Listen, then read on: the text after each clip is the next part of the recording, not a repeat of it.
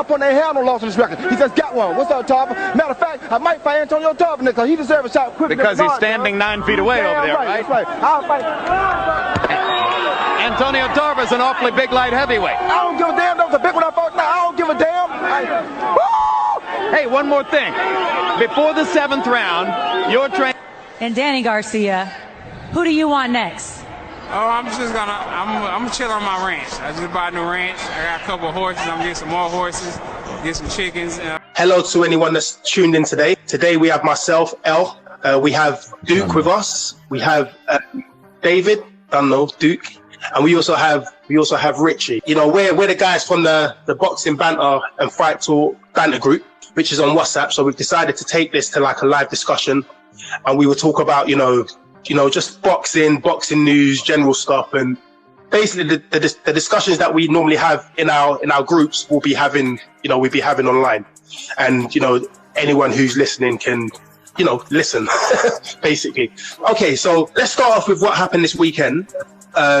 First off, we had Anthony Yarde versus, I can never remember his name, Lyndon Arthur.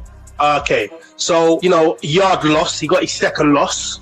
I mean, I just wanted to kind of get everyone's thoughts on it. We can start with Duke. Duke can go, and after we can, follow on from the conversation. So, yeah, what do you reckon, Duke? What happened? He weren't busy enough from the beginning. I think the fight was won and lost in the little things he didn't do, as far as like closing up the distance. I think he lost the fight when it came to his footwork and being able to close the distance. And once again, he lost to the jab.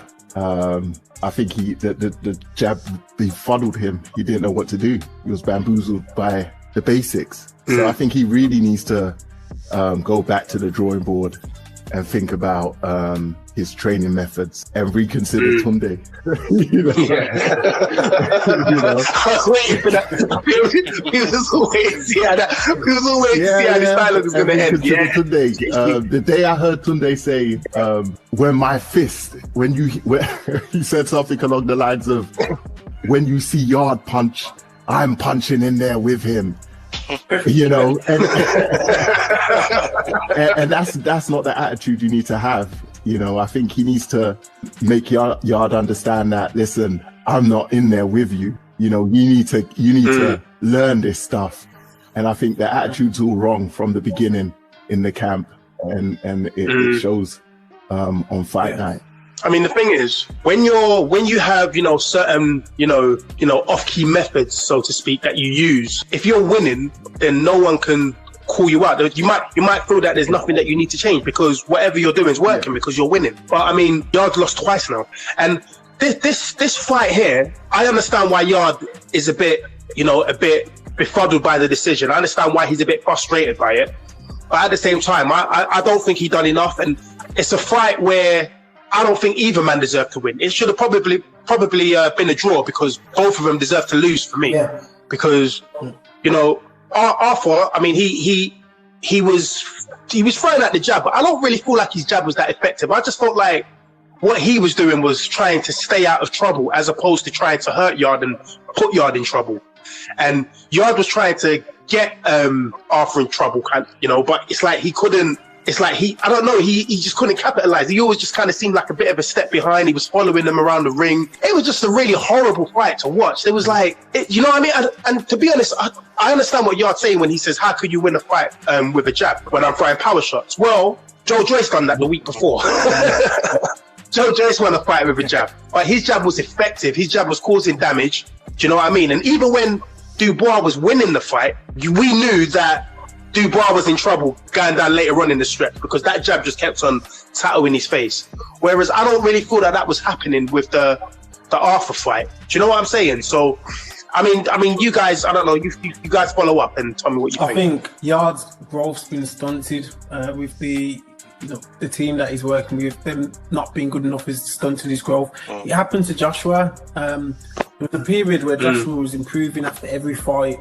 He was looking like a complete package, and then he got a bit too much mainstream success and he got distracted. But the difference with Joshua is he's got a good camp around him, irrespective of that. Yarde seems to have got a lot of coverage. He's been kind of a main event fighter for a while, and he doesn't seem to be improving anymore. beyond a certain level. I think he's not improving. He's got the wrong setup. We spoke about how poor his setup is. He doesn't have the right environment to be successful. So there's a lot of work to do with Yarde, and he needs to choose whether he's going to be loyal to the camp that he's got now or whether he's going to have a successful career, because I don't think he can do both of them. I think I'll add to that as well, and I'll say the difference between the two of them really is, as much as Joshua had the success or recognition in the mainstream sense, he's got enough humility to know where he goes wrong. I think that's where Yarde's got problems, because he ain't got anyone around him who's not going to blow smoke up his ass. Whereas Joshua himself has got enough humility to say, you know what, something needs to change. Because if you think about the Ruiz fight, you know, prior to that fight, he wasn't a respecter of jabbing and grabbing or jabbing and moving to win. But he realised that he had to do it because Ruiz could take what he was giving him. But Joshua did keep the same camp though. He still had the same team. He didn't change his team. To it though, didn't he? Yeah, he did, exactly. He added to it. Okay. He added to okay. it. I think another thing that I thought about after we spoke earlier, in that 8th round in that fight against Kovalev, when he was told to empty the tank, it was the wrong advice. It was the wrong advice completely. You think? But to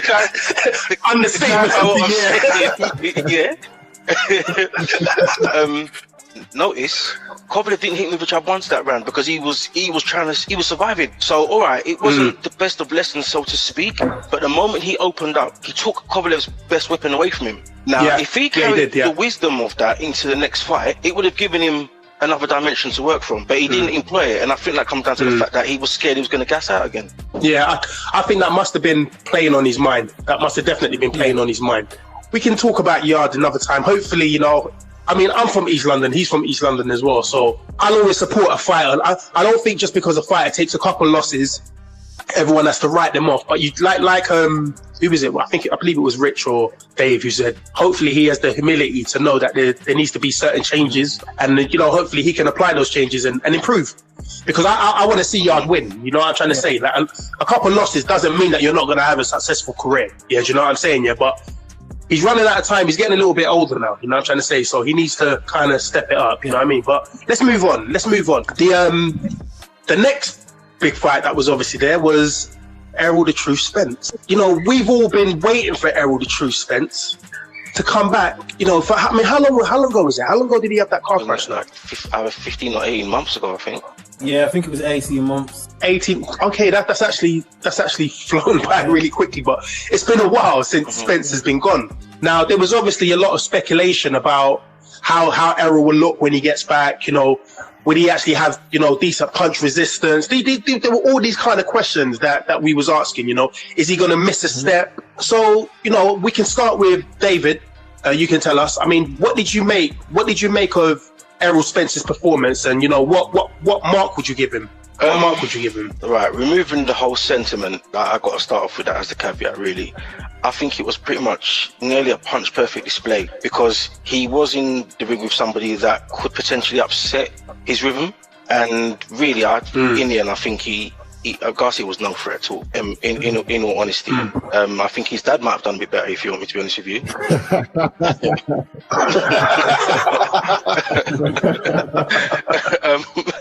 But I think if I was to give a mark, I'd give him an 8 on the basis that he okay. You really didn't know that Garcia had any real weapon. That hook was always there, but it just always seemed like. Well, and this is what I'm saying. You didn't know he had the weapon because prior to the fight, we were all aware of Garcia's hook. Do you know what I mean? And everything that he attempted got nullified. And it wasn't until the last 10 seconds of the 12th round that he actually showed that he had something to give.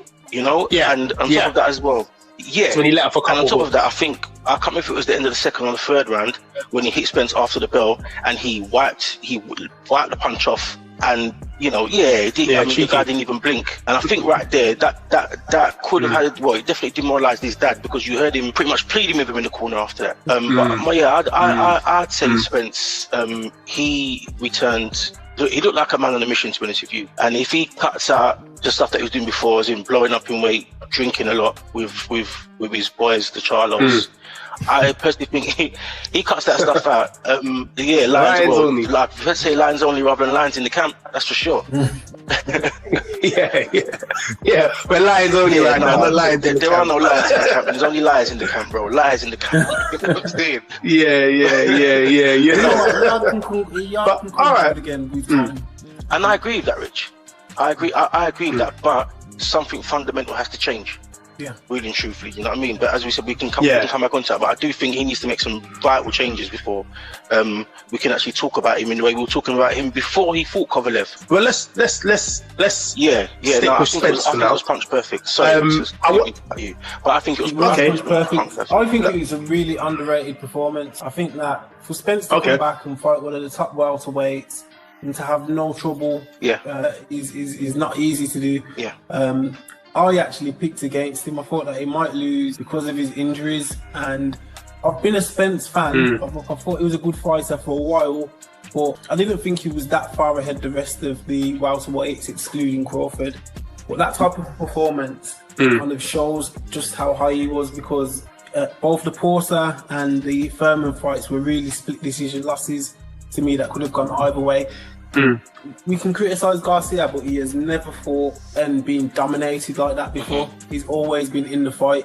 But in this fight, although he didn't look like he was ever going to be stopped, he was dominated from beginning to end, really, wasn't he? So I totally agree with the rest of the gang. I think it was an excellent performance coming off 18 months inactivity plus a car crash. It was a complete shutout. Garcia, edged a few rounds, but it was a complete shutout. I think his activity was incredible, and for him to, when he was asked about the fight, he said he felt he was ring rusty, and a few rounds off. Imagine his next fight. That's all I think to myself. It's scary. It's scary to watch. I think, I just can't wait to see him in there with Crawford. Okay. To be honest, see, I'm gonna sound like a hater now. You guys just gave Spence such great accolades and that, but to be honest, right, his performance, it was a solid performance with who he had in front of him. I honestly believe that Danny Garcia, the way how Danny Garcia fights, his output, he's tailor-made for Spence. Spence, and Danny Garcia, he's not that fast as well. I honestly feel like Keith Thurman will be a more interesting fight. But don't get me wrong, I will still edge it to Spence because I just don't trust Keith when it comes to body shots. And Spence, he's ferocious with the body shots. But in terms of just, punch speed and the kind of angles that Thurman will come, how Thurman will fight him, it will be a very different fight to how Garcia fought. Garcia, a lot of the times when I see him fight, I get frustrated by his output. I'm like, Danny, throw. But that's his style. And when he does throw, he doesn't seem that quick. Danny Garcia, I would say he's been a bit of an overachiever in his career, because the fights that he won, these big fights, he was actually supposed to lose. Do you know what I'm saying? Yeah. So that's where it kind of became kind of hard to go against Danny, because the fights where he was supposed to lose, he actually managed to pull it out the bag. With Matisse and Amir Khan. Do you know what I mean? With Khan, I mean, he timed Khan, didn't he? Yeah. Do you know what I mean? Khan just, yeah. No, definitely was. But I just think, with Spence was just too smart. He was always one step ahead of Danny Garcia, and Danny Garcia just he couldn't maintain the pace. Yeah, he couldn't maintain the pace. Whereas when Spence slowed down, it's because he wanted to. And when Danny got a little bit too bright, he stepped it up again on him, just to show him, listen, I can step it up on you anytime. And mentally, it clearly messed with Danny a little bit, you know what I mean? But there was the elephant in the room, which was Crawford. Crawford fought a couple of weeks beforehand. There's been a lot of talk about Crawford versus Spence, and we're going to make the comparisons. We're going to look at Crawford's performance a couple of weeks prior, and we're going to look at Spence's performance, and we're going to say whose performance was better. Now, for me personally, I think if I had to pick, I would say that I think Crawford's performance was more impressive, because what we saw happen to Kell Brook that day, we'd never ever seen happen to him before. Yeah, he got stopped by Spence. but not like that. Yeah, and the Kell Brook that went in against Spence, you know, he had the weight issue coming down from 160. He just got back from that horrific injury from the Triple G fight. He was just coming off of a loss. This Kell Brook here that fought Crawford, he seemed a lot more focused and he seemed a lot more kind of prepared. And he's gone in there against Crawford and he looked sharp. It wasn't like Kell Brook looked off. He looked very sharp. And Crawford was just better than him, basically. And he you know what I mean? He you know, his good night. You know, he ended his night. Whereas Spence versus Garcia, that's how, for me, that's how Danny looks in every fight. Like, he still looked like Danny Garcia to me. I don't feel like Spence, like, you know, he made Danny look any different than what he always looks like. So for me, I found Crawford a little bit more impressive, but I'm sure some of you guys are going to disagree with me. Before the fight, I thought that Crawford looked a bit weight drained. Not Crawford, sorry, that Brooks. Crawford or Brook. Okay, yeah. I don't want to discredit Crawford's win because he did look sharp. He looked sharp in the fight, and Brook looked sharp. He was those first 3 rounds, he was jabbing well. He was, until Crawford switched to southpaw, he was in the fight. But I think despite that, Garcia is competing at a high level. You just said something a minute ago. You said that Garcia is what he's always been, and that's what I mean. I don't think Brook is what he's always been. I think he's less than what he has been previously. Most definitely. Whereas Garcia is still there. He's still putting in performances. This is the only time he's lost, clearly. Whereas Brook has been stopped by his corner, but you could see he had kind of given up in that Golovkin fight. Yeah, they saved him. Yeah, they saved him, of course. Spence, and really he quit against Crawford as well, because that punch was never enough to do the damage that it did. It was like a jab, wasn't it? But he walked into it. I don't think he quit against Crawford. I think he was genuinely hurt. I think if anything, he was genuinely hurt. Go on. I think Tony Weeks stopped the fight quicker than he would have definitely wanted, for sure. And I get what you're saying about, you know, Brook wasn't the same Brook that we've always known, and Garcia was the same Garcia. I think we have to look at the fact that he was finished in a way that no one has ever finished him. And yeah, I don't disagree with Richard in that he was weight drained, and he's not the same as he was. But I don't think anybody expected that, and I don't put that down to his inefficiency or lack of what he used to be. I put it down to the guy he was against. Yeah, facts. Because okay, if we're gonna argue and say Kell Brook looked weight drained against Crawford, can we say that he wasn't in the same position or a worse position when he went up against Spence, when he had to come down to weight classes? I would say he was in a worse position then because he never had all year to stay at one size. Slight triangle throw, but I think it works. If not for what happened to his eye and the warnings he got after the Golovkin fight, he might have stayed in it against Spence. But I think psychologically he was damaged because obviously he was told that he could have gone blind. And you know, the same thing that happened with the boy last weekend. No matter what anyone's got to say, boxing's really not worth that. No. Yeah, not for the people's entertainment. It's not worth that. So you know, I think that's always been the caveat with the defeat to Spence for me. Do you know what I mean? I mean, yes, Spence was taking over the fight, but he had to come through. He had to come through a fair bit first. No, 100%. I agree. I mean, okay, so moving on. I mean, Duke, before we actually move on, is there anything that you want to add to the Spence Crawford Garcia discussion? Yeah, I'm going to take it there. I believe this Brook. I think Brook's finished right now. The Crawford. The Brook that Crawford beat was a finished fight, and I believe Spence would have done the same thing to him at this stage in a rematch. I mean, not you can't compare the two. Spence fought him several fights back, straight off the Golovkin fight, yes, but he also he broke the other orbital. You know, so yeah. Okay, so I mean, we can keep going. I mean, okay, so with the Spence and Crawford discussion, obviously we have to look. I mean, ideally we want these two guys to fight each other, but I mean it's clear to me, at least anyway, that fight is not happening next. Now they both seem to be chasing Manny Pacquiao, where this has now become like a Game of Thrones, yeah, because excuse me, Crawford, he has the WBO belt, a belt that the PBC currently don't recognize.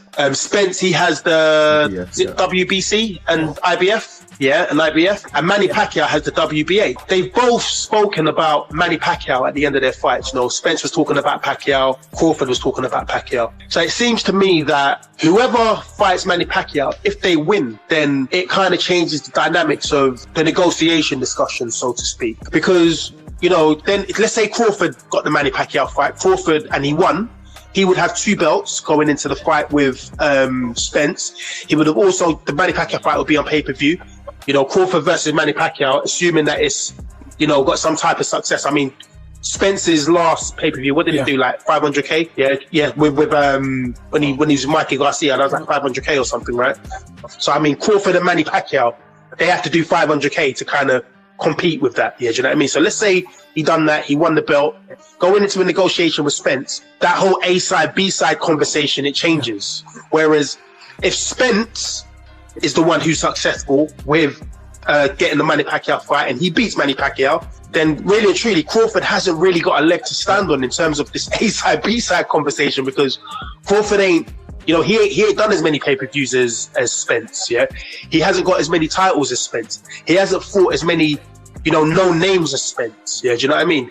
Right now, Spence has got that A-side argument, and, you know, he's sticking with it right now, but whoever fights Manny Pacquiao, it changes. Now, who do you guys think Manny Pacquiao would actually want to fight? Would Manny Pacquiao even risk fighting any of these guys? Because they're both young and they're both fresh. So, I mean, you know, one of you guys can follow my lead on that. I'm not sure if he's going to risk it.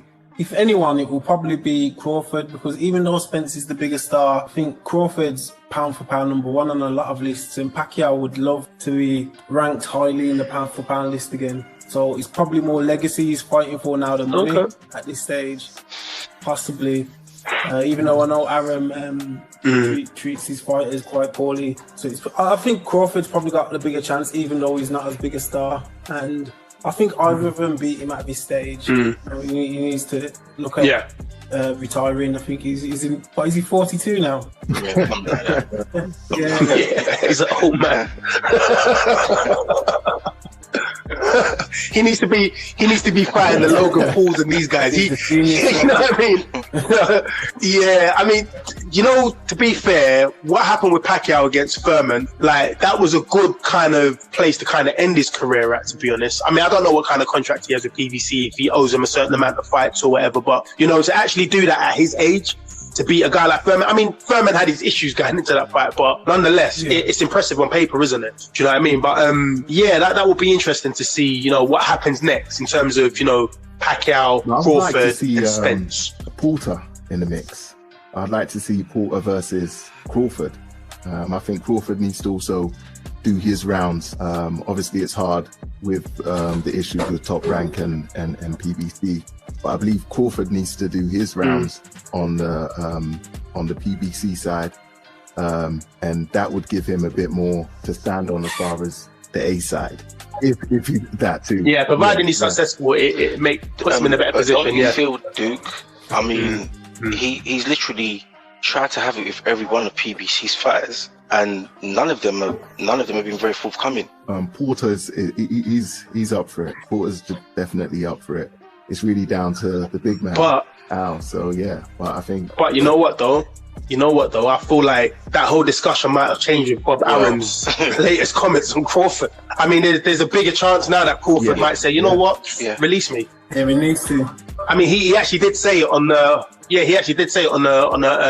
the talk show with Akan Barak. You know, on the zone with Akan Akan Barak. Yeah, he said, if you got a problem and you're losing money, release me. We need to kind of see how that kind of plays out. You know what I mean? Yeah. So he might actually be going to like Bob can't promote black fighters anymore. I know in the 70s and 80s he had them all, but between him and King, but I think that he's marketed Crawford terribly. You know, he's let him down at every stage.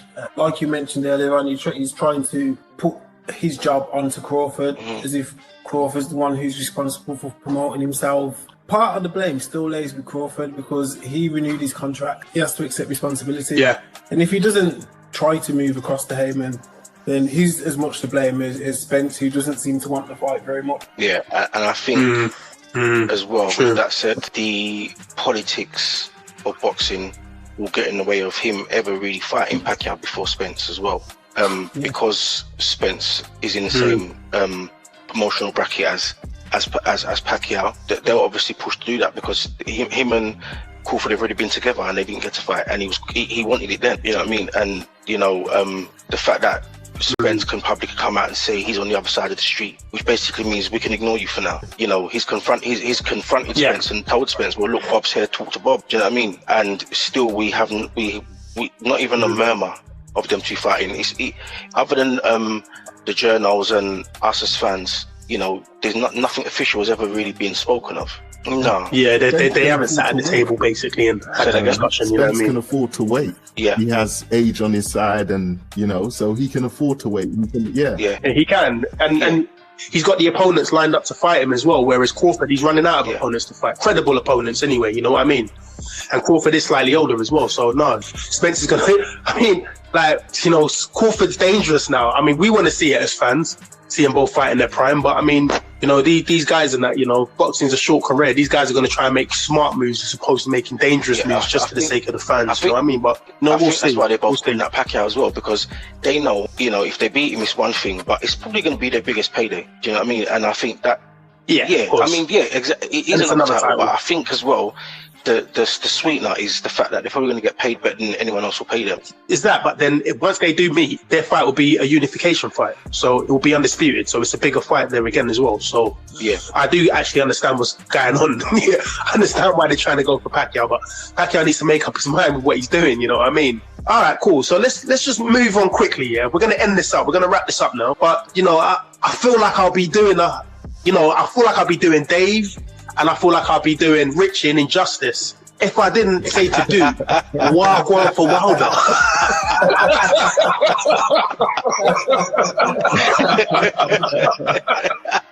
Just anyone that's listening, our guy Duke here, he's like the biggest Wilder supporter. He's been riding with Wilder, till the wheels fall off. And it's like the wheels falling off now. We ain't had the chance to talk to him since then, so we just want to find out what's going on. Dude, I mean, tell us what Wilder said about. It's hard to defend him. It's hard to defend him. That's my guy. I'm not gonna lie, but he's put me in a funny position. It's hard to defend him. You understand? Like Steph London. He's put me in that position. Where it's hard to defend him. Yeah. But he's still my guy.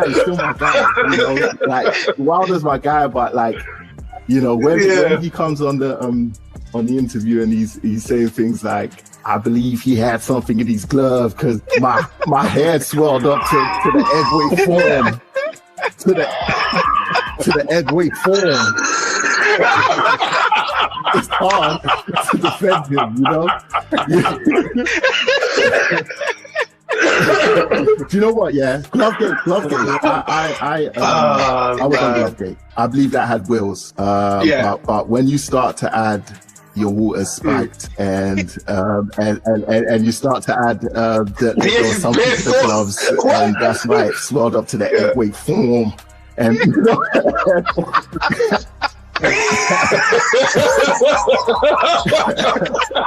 and on top of it, I believe his approach. He's not the most articulate guy, so I don't think he's the best person to put forward his own argument. I know it's sad to say, but his hand in improper position. It's hard. He makes it hard, but at the same time, he's my guy. Like I said.